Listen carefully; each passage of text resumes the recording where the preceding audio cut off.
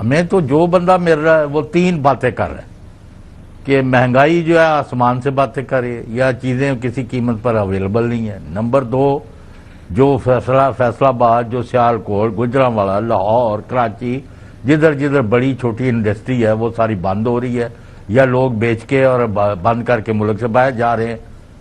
और प्रॉपर्टी का कारोबार जो उसका भट्ठा बैठ गया। जो प्रॉपर्टी 1 करोड़ 50 लाख का प्लॉट था वो कोई 50 लाख में नहीं ले रहा और गाहक नहीं मार्केट में। और ये एक बहुत बड़ा अदारा है, मुअज़्ज़ज़ अदारा है, वहाँ 250 रजिस्ट्रियाँ रोज होती थी, वहाँ 12 नहीं होती।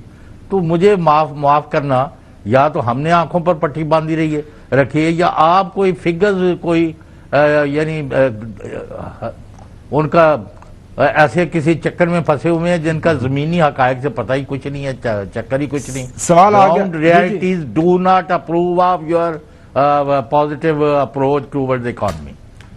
नजीब साहब। तो खाविर साहब देखिए, इसलिए मैंने बड़ी केयरफुली ये कहा कि कीमतें नहीं कम हुई। ऐसे कह दिया जाता है जैसे के कीमतें आपने अभी जो कहा कि जी वो 30,000 थी, 30% थी, अब 5% रह गई है। मैं क्या अच्छा बता रहे हैं। कीमतें बढ़ती रहती हैं। पहले मतलब मैं अब एग्जैक्ट फिगर देता हूं तो बढ़ती क्यों रहती हैं, क्यों बढ़े जी। अच्छा साहब सुन लें ना। 2023 में 29% चौधरी साहब कीमतें बढ़ी। 2024 में उसके ऊपर 24% कीमतें बढ़ी।